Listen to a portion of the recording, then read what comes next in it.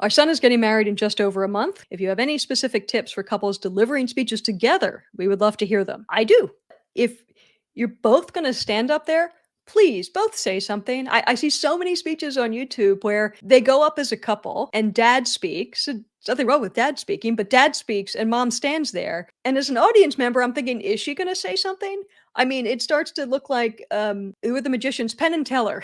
So you wonder, does she have the ability to speak? If you've got two people going up there, you don't have to divide it in half equally if you don't want to. Often one person does not enjoy public speaking and the other kind of doesn't mind or is an absolute ham. That's fine. Have the person who doesn't want to speak much, have them do the first, we're so happy to have you all here today. Those first two sections, the intro and the thanks and acknowledgments. And then I'll let Dave take over from here. But have that person do something so they're not just standing there silently. If you're splitting up the speech and you are speaking kind of an equal amount, try to not do it every other line kind of thing. Probably have one person do a chunk and then have the other person do a chunk. So either make it kind of one person speaks and the other person speaks A, B, or A, B.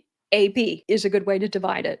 You don't want to go back and forth too many times because then you're kind of doing a routine and you have to focus a little bit more on your timing and stuff. And whenever you're focused on that, you're less focused on your delivery and the people that you're trying to connect with in the audience. I'd also try to have some very obvious cues when it's time for the other person to speak. And then this happened, but I'll let Dave tell that story. That is a cue for Dave to start speaking, for your husband to start speaking, or I'll let Harriet tell you all about the first time we met so and so. That's a cue. One, it'll make it sound more natural instead of the two of you doing your kind of double act, which I don't think you're going to do, but that's sometimes how it can come across when it doesn't go well. So if you have something conversational that gives us a reason that we're switching from one person to the other. And by the way, if you're watching this and you're finding any of this advice helpful, hit the like button. It gives YouTube signals that people are finding this useful, and it means they're going to serve it up to other people who are looking for help on wedding speeches.